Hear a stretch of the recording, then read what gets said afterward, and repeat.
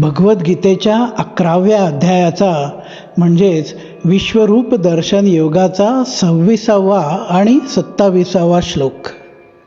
आम्ही च त्वां धृतराष्ट्रस्य पुत्राः सर्वे सहैवावनिपालसङ्घैः भीष्मो द्रोणः सूतपुत्रस्तथासौ सहास्मदीयैरपि योधमुख्यैः वक्राणि ते त्वरमाणा विशन्ति दंष्ट्राकरालानि भयानकानि केचिद्विलग्ना दशनान्तरेषु सन्दृश्यन्ते चूर्णितैरुत्तमांगैः.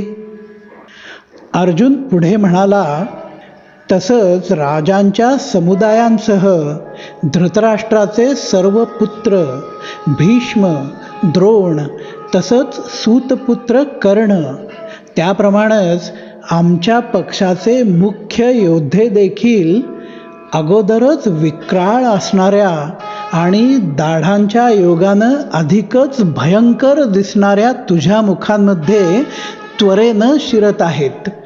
त्यापैकी काही जण तर चूर्ण झालेल्या मस्तकांनी दातांमध्ये अडकलेले दिसत आहेत. जय श्रीकृष्ण.